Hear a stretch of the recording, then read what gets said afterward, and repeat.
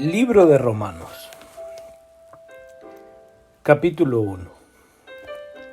Mis queridos amigos de Roma, les escribe Pablo, esclavo de Jesucristo, escogido para ser misionero y enviado a predicar las buenas noticias de Dios. Dios, a través de los profetas del Antiguo Testamento, había prometido estas buenas noticias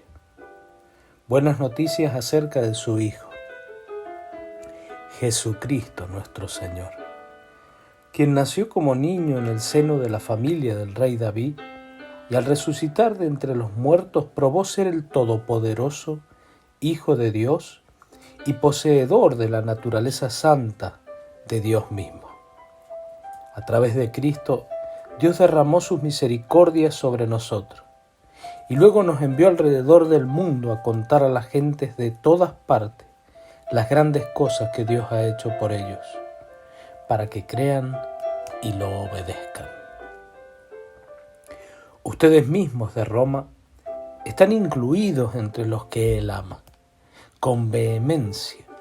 Sí, ustedes también están invitados a ser de Jesucristo, a formar parte de su pueblo.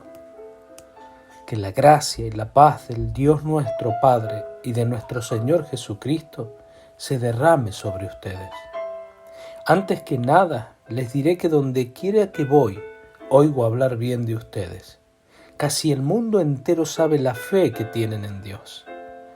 No saben cuántas gracias le doy a Dios a través de Jesucristo por esto y por cada uno de ustedes.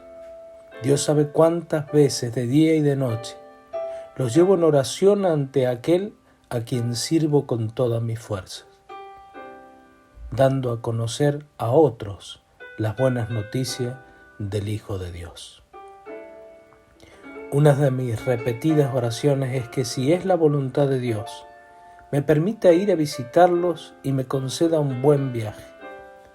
Tengo muchos deseos de verlos para llevarles algún día algún alimento espiritual que los ayude a crecer fuertes en el Señor. Yo necesito también la ayuda de ustedes y no quiero solo comunicarles mi fe, sino alentarme con la fe de ustedes. Así nos seremos de mutua bendición. Quiero que sepan, amados hermanos, que muchas veces he tratado de ir a visitarlos para trabajar entre ustedes y ver buenos resultados, como en las otras obras gentiles en que he estado. Pero Dios no me ha dejado. Me siento en deuda con ustedes y con la humanidad entera, con los pueblos civilizados y con las naciones paganas, lo mismo con el hombre culto que con el inculto. Así que en cuanto a lo que a mí respecta, estoy listo a ir a Roma para predicar también allí las buenas noticias de Dios. Porque nunca me avergüenzo de las buenas noticias de Cristo.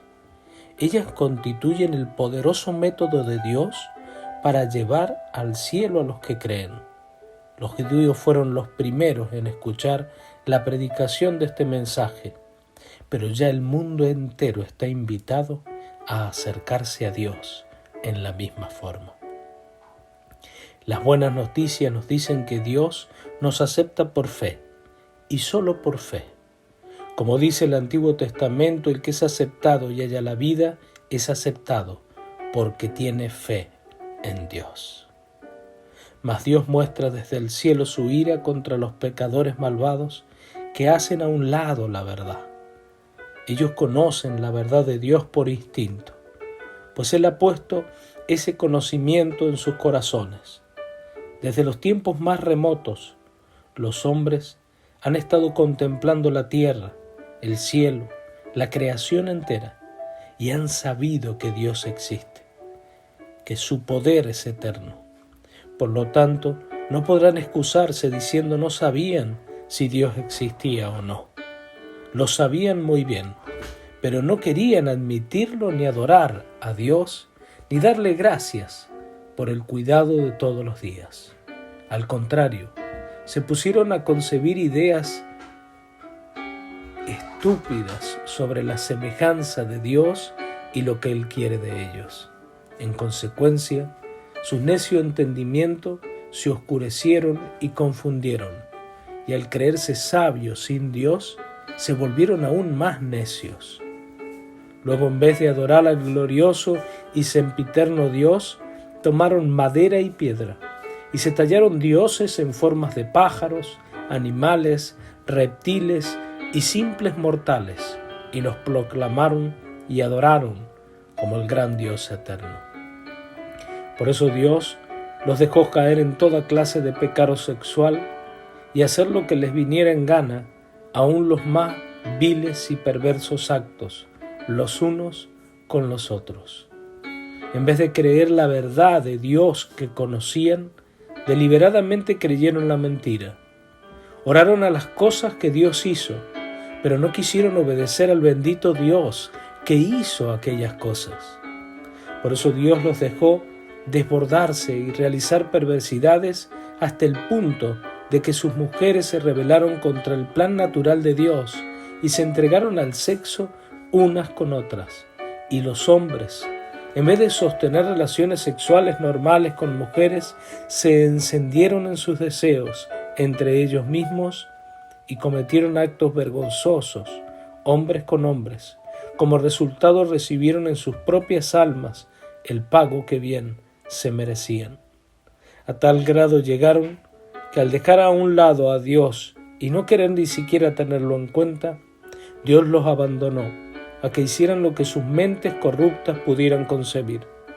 Sus vidas se llenaron de toda clase de impiedades y pecados, de codicias, de odio, de envidia, homicidios, contiendas, engaños, amarguras y chismes. Se volvieron murmuradores, aborrecedores de Dios, insolentes, engreídos, siempre pensando en nuevas formas de pecar y continuamente desobedeciendo a sus padres. Fingiendo no entender, quebrantaron sus promesas y se volvieron crueles, inmisericordias.